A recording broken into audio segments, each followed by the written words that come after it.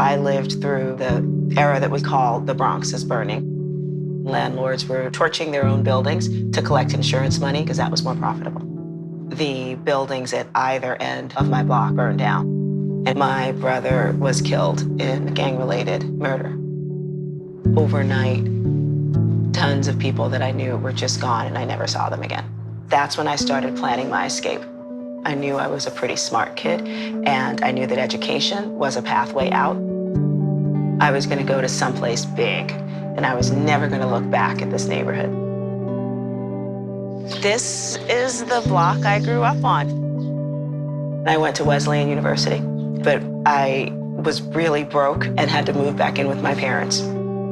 It was one of the worst feelings of defeat I have ever experienced in my life.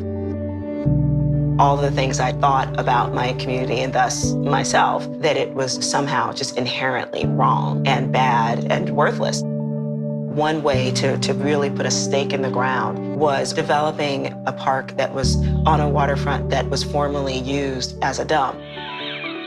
She said, I'm doing all this work restoring the Bronx River. We're turning an old vacant lot into a beautiful park, and we need people to use it.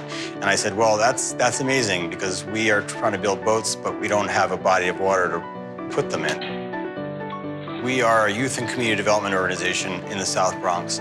It's not about teaching kids how to build boats. It's about using these tools as mediums to help them grow into empowered and responsible adults and successful people. 1, 2, 3. For all of my life, my home was blocks away from a river, but I'd never seen it. She brought me down here, I checked it out, I was like, oh my God, this is the spot. I remember feeling that this was the way to go, developing this community. This corner, where there used to be a burnt-out building, now hosts Startup Box. Sup? Hello. Startup Box South Bronx is a technology entrepreneurship project. And right now in low-income communities, what you often find is lots of people using technology but not making it. We can train people to do quality assurance in the games industry. If it's a good idea, I want to take it and I spread that message. So my being able to travel allows me to sort of spread all the good news that I get and do it in a good way. I probably spend about a third of the year on the road. A lot of hotels. What I look for is a place that clearly somebody cared about when they designed it. This is going to be your home away from home. Is this the neighborhood I want to live in? Because for that night, that's my neighborhood.